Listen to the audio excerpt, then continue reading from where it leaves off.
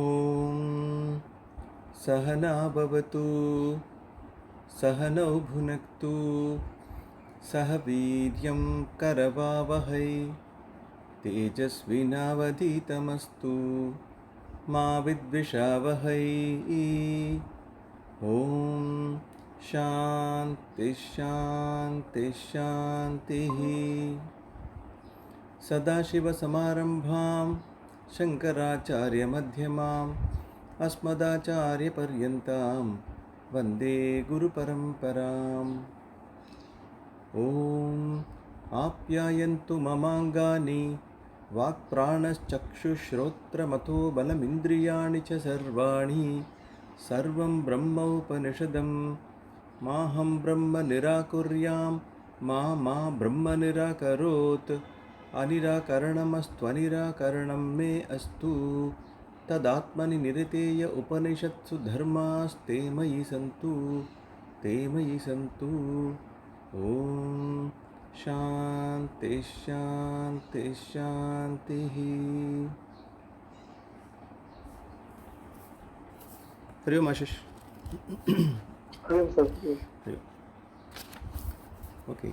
So the last two verses which we saw where is actually Pratibodha viditam matam amrtatvam hi vindate atmana vindate veryam vidyaya vindate mritam. So that said that in every cognizance we have consciousness. So in every thought, anything that we think of or anything that we objectify, consciousness is involved in the process, and it is not far away from us that we have to go travel a distance to find it out. Actually, it is always available all the time. Pratibodha viditam. So it is always there actually. The next one which was said was iha cheda vedit atha satyamasti nachediha vedin mahati vinashtihi bhuteshu bhuteshu vichitya dhiraha pretyasman lokad amrita bhavanti. This is what was said. That line was emphasizing what was said in Viveka Chudamani as well. In Viveka Chudamani we saw that human form was hailed as the best opportunity to pursue moksha. For moksha sadhana, human form is supposed to be the best instrument. Durlabham trayamevetat devanugraha hetukam Manushyatvam, Mumukshutvam, Mahapurusha Samshrayaha. So Manushyatvam was really hailed over there. So it was also mentioned there, having obtained such a birth, if one were to ignore everything else and go towards only worldly things, which often brings problems because it is anitya, it amounts to committing suicide, by oneself. So suicide. So that's what was mentioned. Basically wasting whatever we have got after kind of a penance or whatever it is. You obtain human birth and then you waste it. That's not a good deal. So it was mentioned there. I think in that context, that line was labdhva katam chinnara janma durlabham tatrapi pumsatvam shrutipara darshanam yasvatma muktau na yathena mudadihi sakhyapneha swam vinihan asadgrahat. By holding on to the worldly things and anitya vastu, he commits suicide. So it's not a great idea to hold on to these things when actually you have Shrutipara Darshanam, you have Shruti, you have someone who can help you with that knowledge as well, and you can get moksha ever free. So having obtained that kind of an opportunity, it's better not to waste that. So I also mentioned in that context one song from one of philosophers from Tamil, very simple one. நந்தவனத்தில் ஓராண்டி நாலாறு மாதமாய் குயவனை வேண்டி கொண்டு வந்தான் ஒரு தூண்டி அவன் கூத்தாடி அதை கூத்தாடி கூத்தாடி போட்டுடை தாண்டி. So a pot maker, he brings a nice pot. A person brings a nice pot from a pot maker, and he keeps on kind of not attending to it or whatever. He dances and then he drops and then that it breaks. So the analogy given talks about one getting human birth, that's where the pot is, after worshipping the Lord, praying for it, and having obtained, instead of focusing on moksha, one focuses on everything else other than moksha. And eventually pot unfortunately has its own life actually, and then it goes off.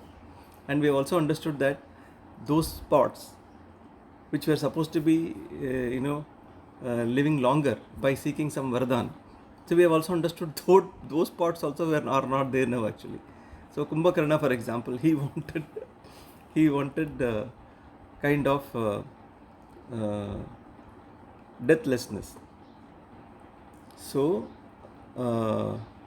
somehow when the boon was given, it was twisted actually, twisted in a different way, saying Paki, you will keep on sleeping. So that's how the boon was given. Similarly, Hiranyakashipu, he himself had got a boon where he included all possibilities of death, and he said that all these things, in none of these forms death should come to me. So this is what he asked. After all that, just like the way lawyers find a loophole, there was a loophole which was left perhaps intentionally, or maybe that also proves that human intellect can only be that limited, or it will still have some defect. So the divine force could find out a loophole, and it took that form to kill him.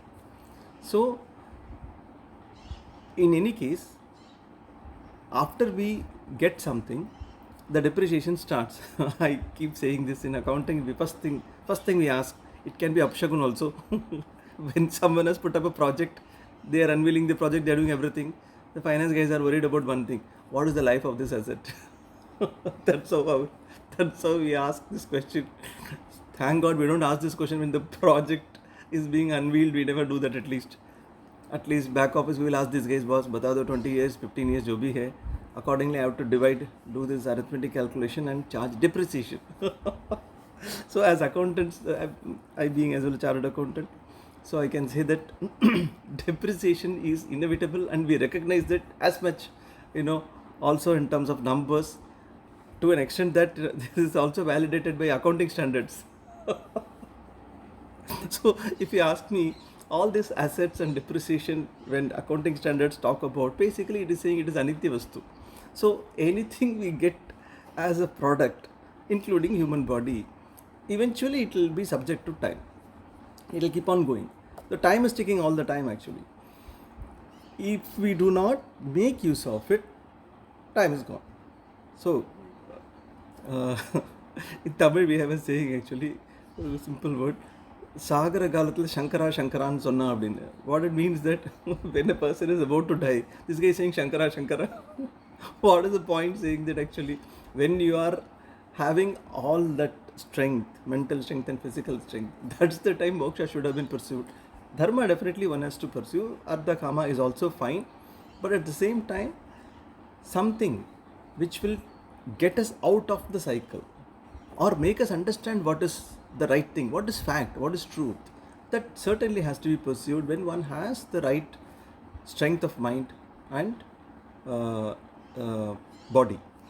So they have the good chance to make use of it actually. So the urgency in terms of kal kare so aaj karo, kind of, aaj kare so ab. So right now do this, it's better, prioritize that. So that part of a thing Shruti keeps mentioning. Shankaracharya also had brought in his work. Shruti is also saying the same thing here. Ihacheda vedit atasatyam asti. If you pursue this right away, truth is there for you right now. Right now it is there. It is just that we are separated from truth by the distance which is filled by ignorance. Remove ignorance, truth is already with you. In fact, it is not only with you, it is yourself. So that's the conclusion when Aikya would be discussed. That's how the Upanishad will conclude. So the last statement was emphasizing on the opportunity that is available and the necessity that one has to make use of it right away. So that was the emphasis given in the last mantra. So with that, chapter 2 was complete, and that was the fifth mantra of chapter 2. So after this, chapter 3 starts. I hope some of you would have already gone through this. After this, what is given is basically an analogy through which this concept is being explained. So if you see, until now we saw that eyes cannot reach that Brahman, that ultimate, the Jagat Karana, and he is the eye of the eye. That's how it was mentioned. So when you give an analogy, you can personify these and then give that analogy. So for personification, the technique used is very simple. If we have gone through Tattva Bodha, I just kept as a reference actually. So in Tattva Bodha, 1 minute.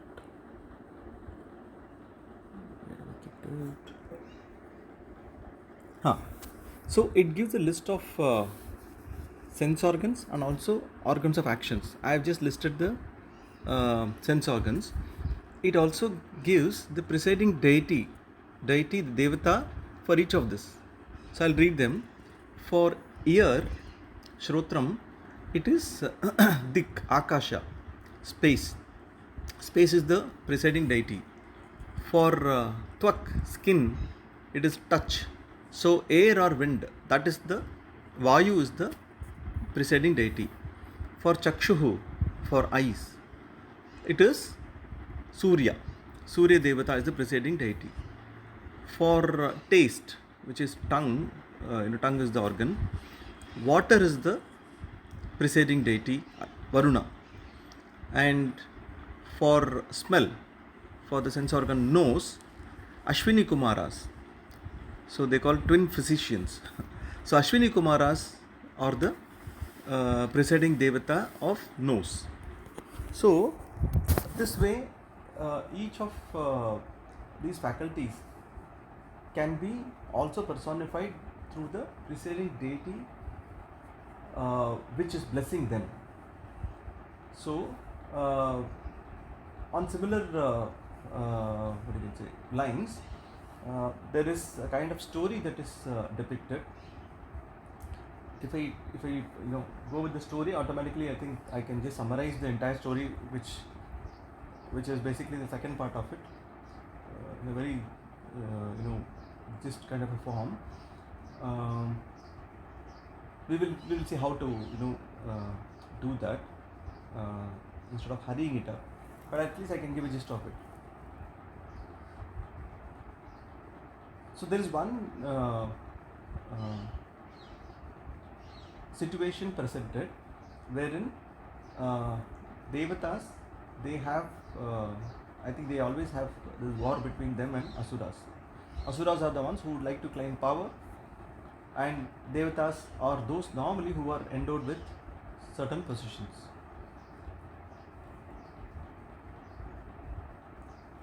In this work, Kenopanishad,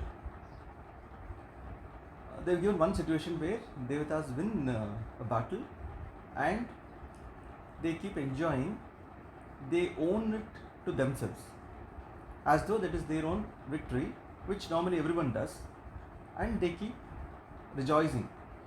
And in this entire thing, they forget that Ishvara, who is presented as the Jagat Karana, is actually the reason for everything, and they don't even probably attribute that victory to Ishvara. Everything happens because of Ishvara Anugraha.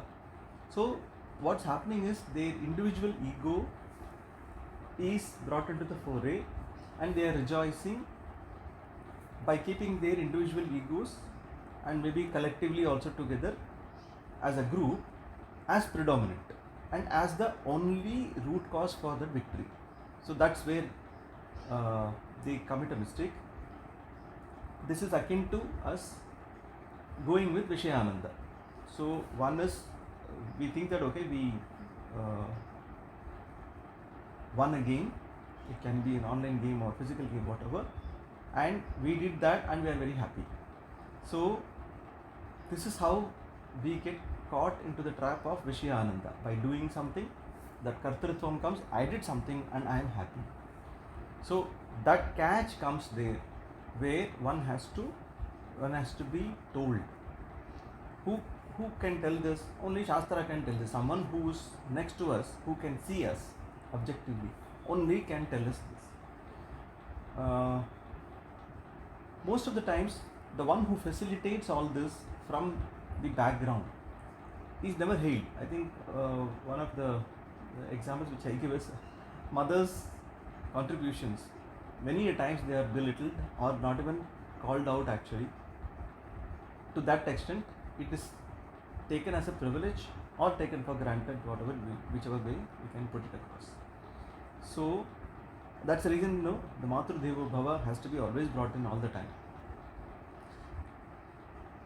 Many a times when people attach their own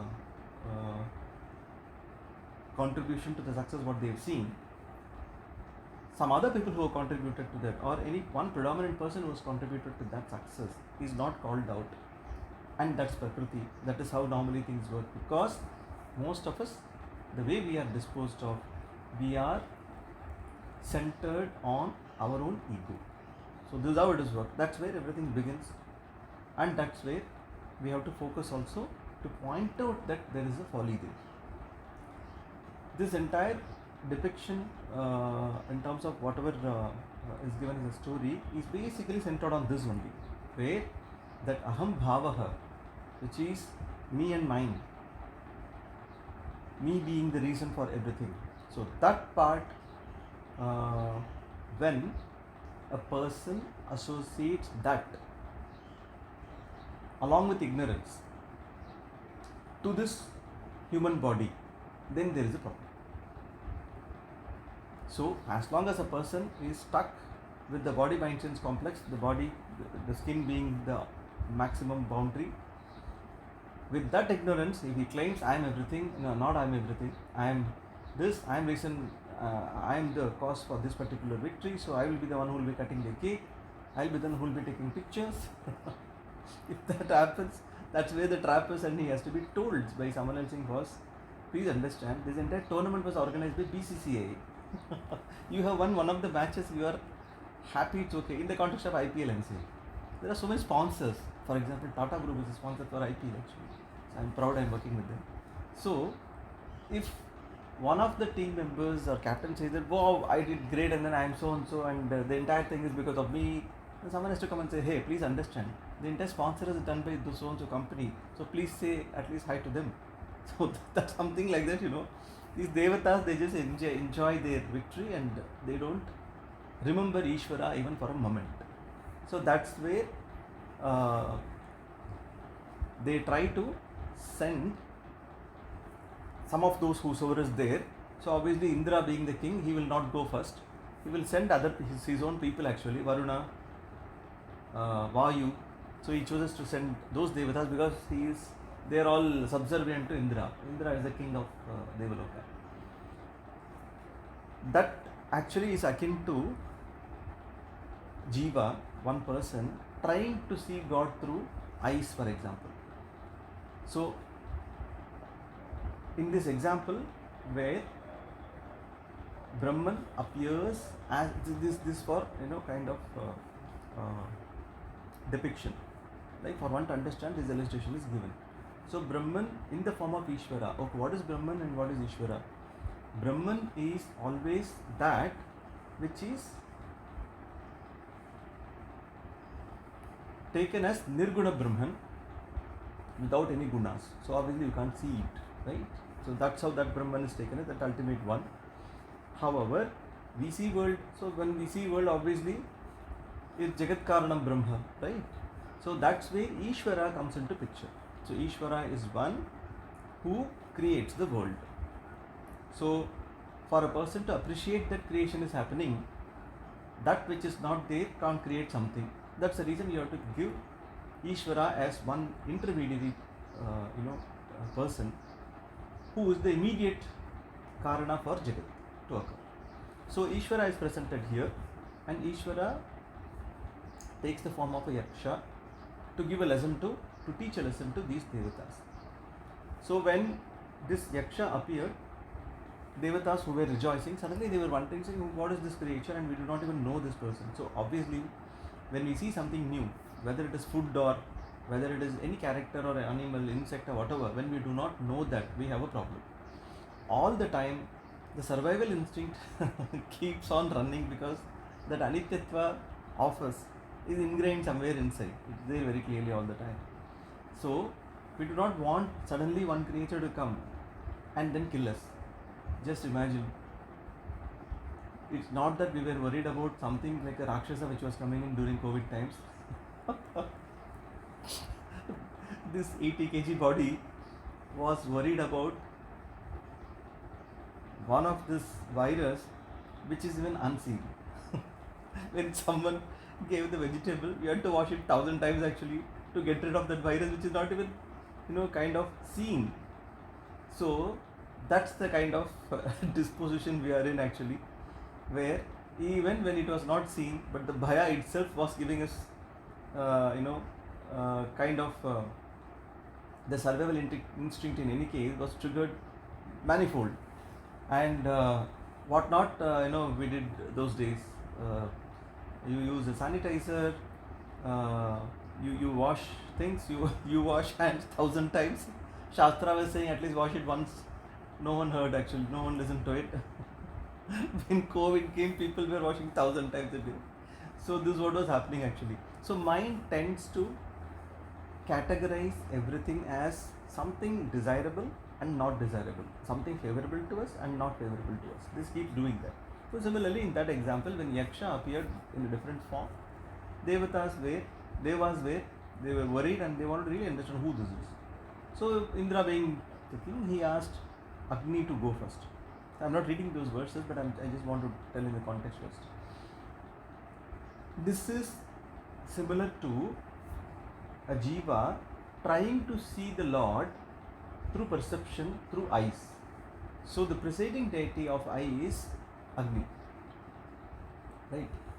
1 minute. Was I right? Let me just check. I don't want to be wrong. I'll just check that note once. For eye is Surya. So we'll just replace this example. For Agni, who was the one here? I cannot see Agni here. Okay. So let us take that to be similar to Agni actually.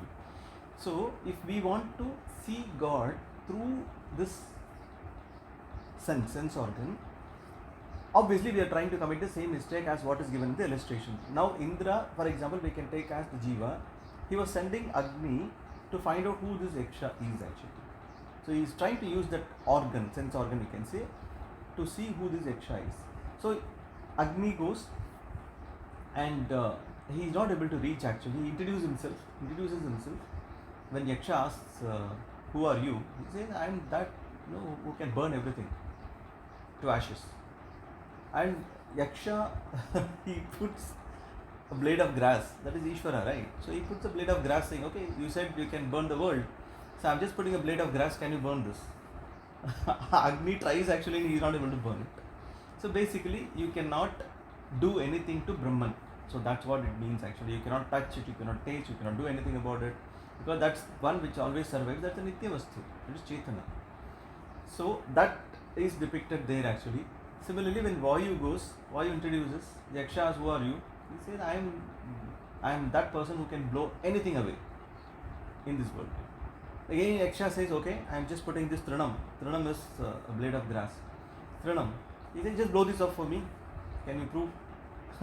Vayu tries actually. So Swamiji says very nicely, for Vayu, even to try, it is something demeaning actually. He should not even be trying actually. His power is so much. But he then tries to blow the top. It doesn't happen actually. Again, that proves that even Vayu cannot reach that Brahman in his form. It cannot. So much less the Jiva can do. So basically this is an illustration where a person is trying to objectify the Lord, the Jagat Karana, through the five senses.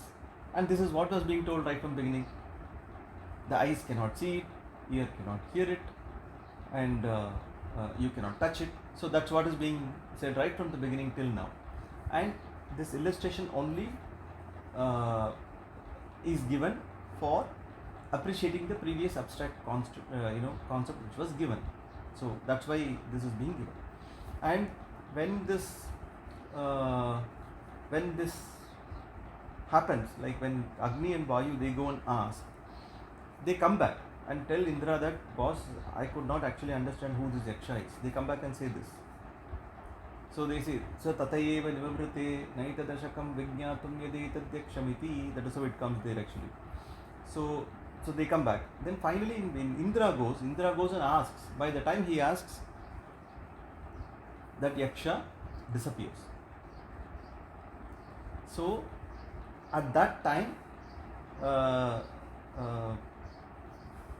Parvati ji, she appears and then she gives knowledge that whatever victory you had, it belonged to that actually, and you were just owning it. It was not yours, it was that.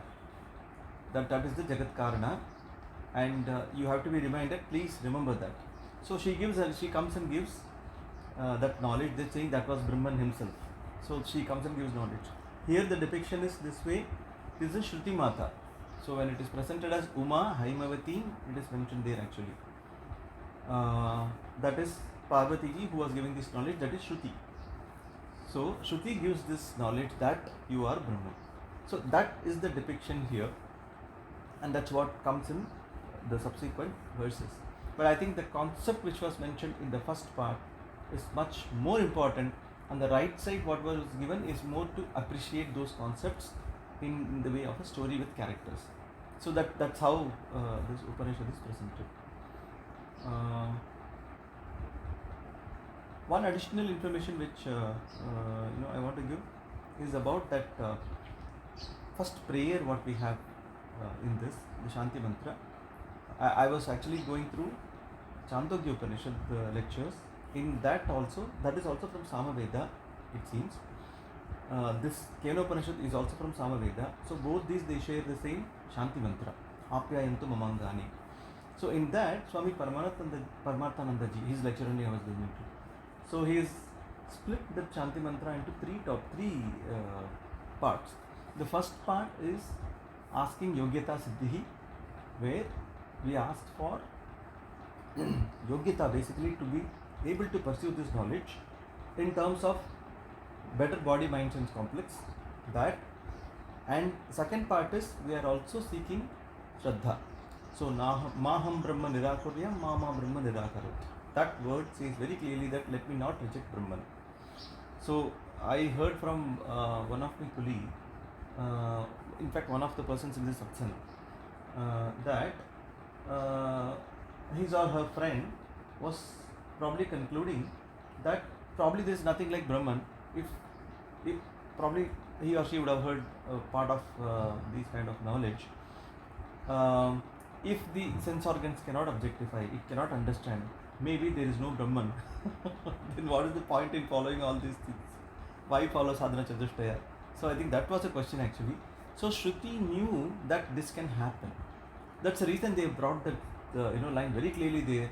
Maham Brahma Nirakuryam, let me not reject Brahman because of my own incapability to understand it. So let me not reject. So that Shraddha in Shastra is very important. The moment Shraddha is questioned, then there is no progress whatsoever that's going to happen in Brahma Vidya. So that Shraddha part is very well emphasized there. That's the second part. The third one is about sadhana chatushtaya.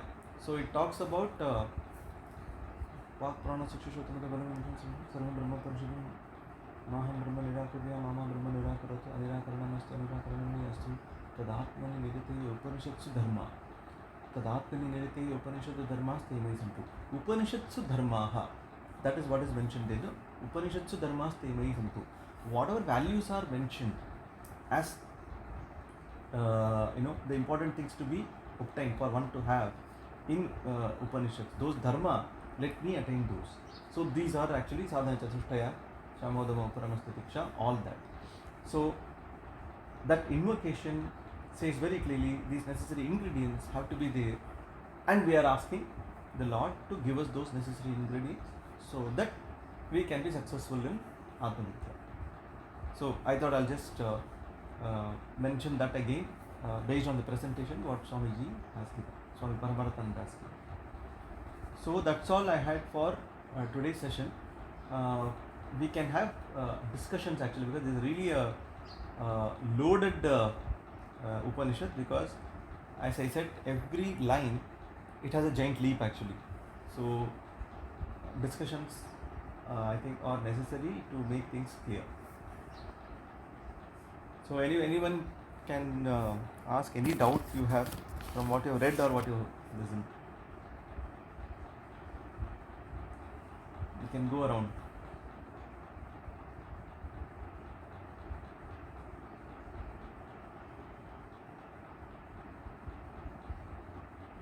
It looks like everyone is in Aham Brahmasmi status. If that is the status, that is good actually. If not, we have to still ask the question.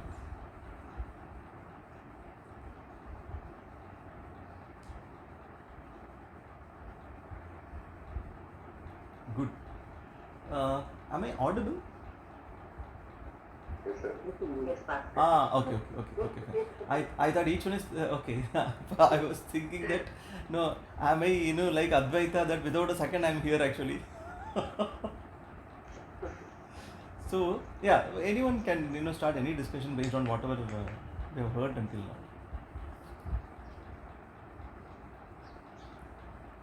You can think also, no problem. Take your time.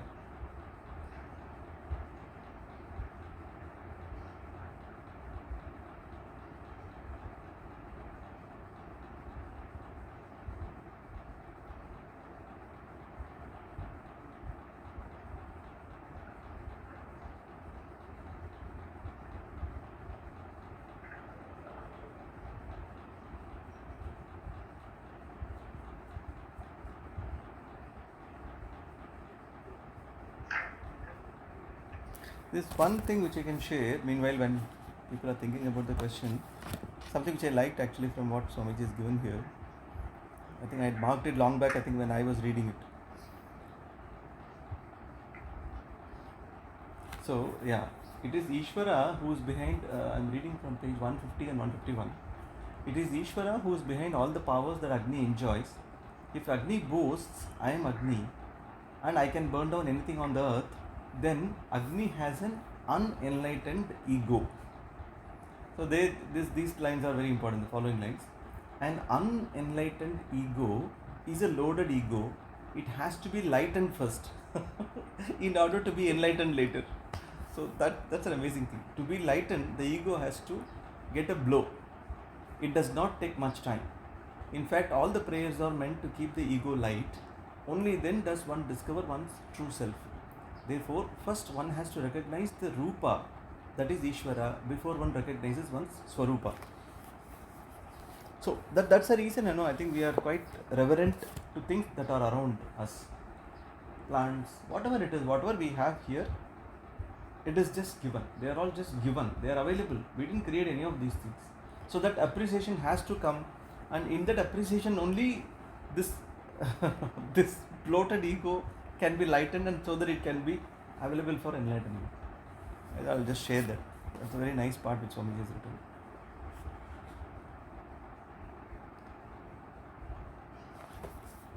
Good. If there is no doubt or nothing to discuss, we can chant Purnamada. We can finish the session. Bhaskar-ji, I would just like to highlight something which I also liked while reading this please. chapter. Please. It is a doubt.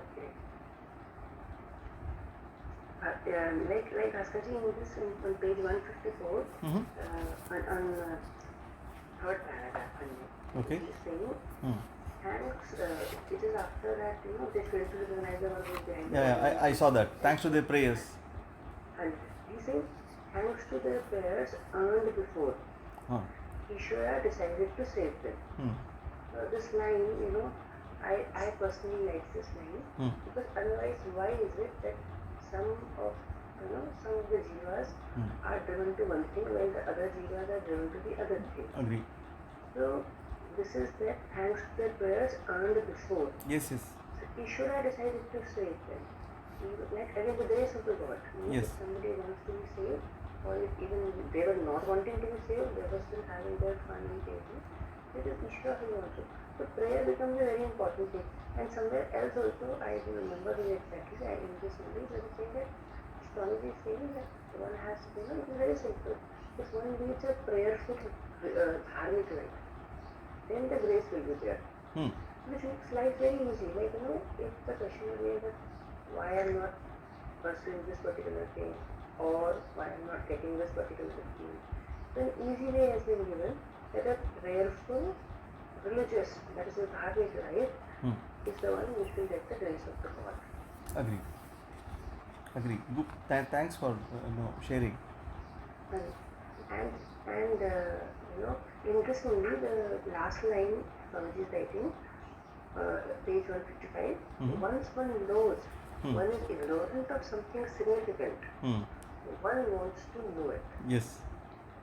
Nice one. Now, having this line also, I think is, at least I can say true for some people. Not everybody wants to know significant thing as true for the Yeah. But once one knows one is ignorant of something, but one acknowledges that. So that acknowledgement is also happening because of the grace of the Ishvara. Yeah, I agree. So this is the one I was liking. And then in the succeeding mantras, one very interesting thing also Swamiji has added, and in this saying they addressed in page 56, I found it interesting. I didn't know of this thing, so that's why. Oh. They addressed Agni as Jatadeva, the one because, Jatadeva, the one because of whose grace one gains all forms of wealth. Yes. Now, because I don't know much of the Vedpurva part or the Karnataka part, I was really finding it interesting that how different, devtas, because Swamiji is typically explaining that why these devtas, why they are worshipping fire. Like this question can come from around everybody from my childhood. So, that why should we worship sun? We know sun is just a ball of fire. These questions do come from children.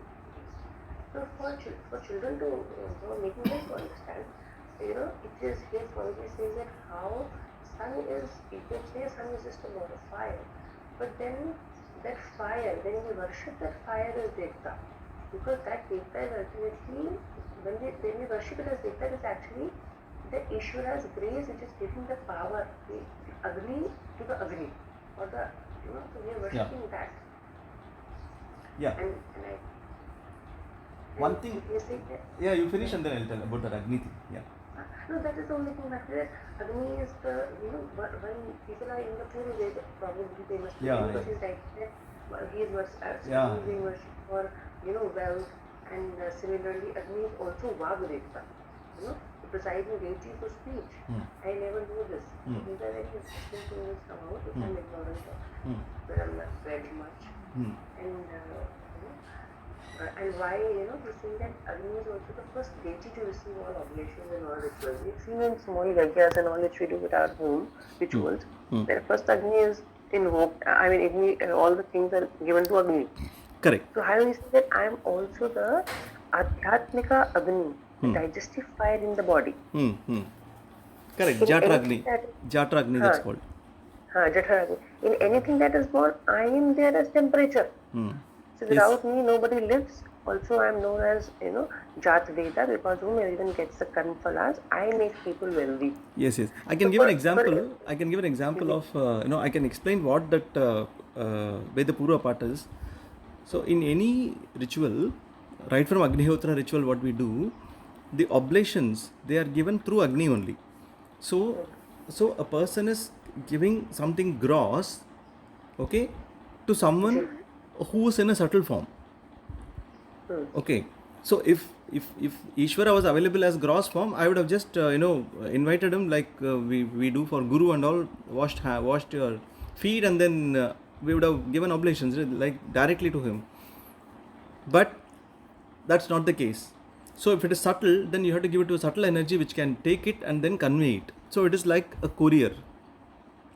Agni becomes a person who just transports whatever is given by as an oblation by someone. He does not eat it actually, he takes and then he gives it to the other person for whom it is intended. And for doing this, you also offer food or dakshina to Agni. So that also happens when we do the ritual, we do that also. Because no courier will do anything for free, right? So you need to give him some money. So that arm's length transaction principle was always there in Veda Purva. In Vedas can never be wrong. So they include everything, no, whether it is physiology, psychology, everything they include in that. It was included in that.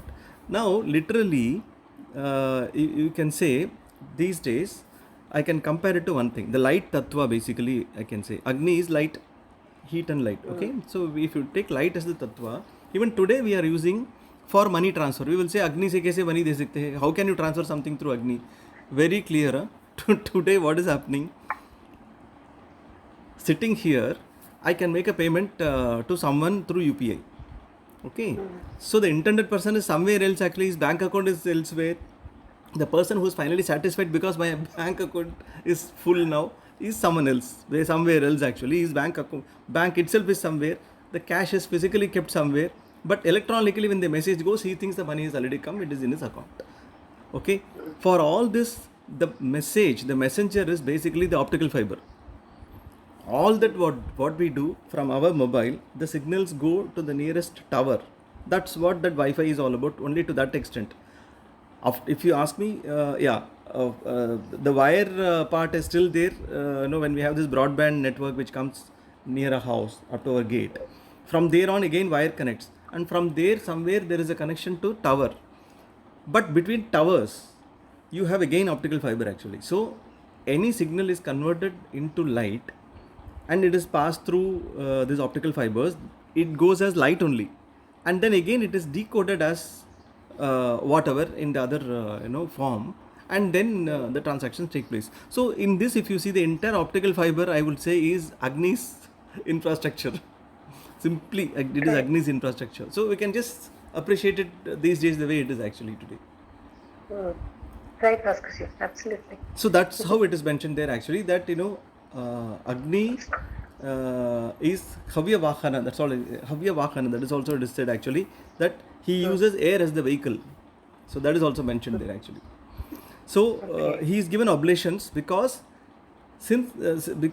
we give it through him actually to the intended deity.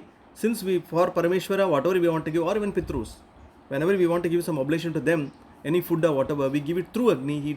He transports it to them. He does not eat away. Somewhere there was a news actually saying that I think one of our persons, maybe someone known to us, told this. He ordered ice cream through Zomato. That guy, I think he called up from in between. He had probably, besides many other things, he had also ordered ice cream, or maybe he had ordered 2 ice creams.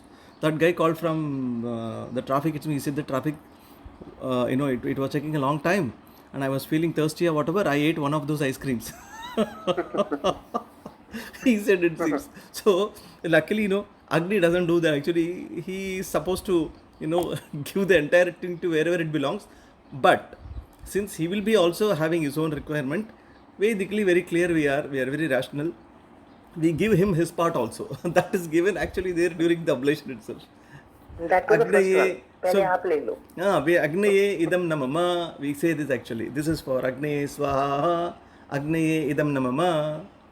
It is for Agni, it is not for me. Very clearly we give it actually. So it is given like that actually. So that's what Swamiji has mentioned there. Right. And one more, and like the presiding deity for hands and their strength is Indra. And Vayu is the deity for, he's a god of strength. So he has different forms like hurricane, whirlwind, and so on. So these are given. And then finally in page number 169, again I really liked it. Swamiji is saying, Indra was humbled completely and his pride was gone, did not leave but stood there at the same place with devotion and surrender. Devotion and surrender, which are the prerequisites for gaining the knowledge of Brahman. like Shraddha, I mean, we know Shraddha is one Yes. word, but time and again, it is being told to us, and again, it's an easy way. मतलब, Yes. how to get the grace? The easiest way is devotion and surrender. Hmm. So, which are the prerequisites for gaining the knowledge of Brahman? Hmm. So, I mean, I really like these things. So I thought, Yeah, yeah. and I think the action of surrender shows that sadhana chatushtaya is already gained actually, because surrender can happen only when the mind is kept under check. So that part you were saying, no, that the bloated ego has to be first lightened for it to be able to get enlightened later. So the lightening part is very important, and only when the lightening of the ego happens, surrender can happen. Otherwise, surrender is no longer nowhere a possibility. right, absolutely. Good, then we'll chant Purnamada and conclude the session. Om Purnamada Purnamidam Purnat Purnamudachyate Purnasya Purnamadaya Purnamevavasishyate. Om Shanti Shanti Shanti. Hari Om. No, Hari Om. Bhaskar ji,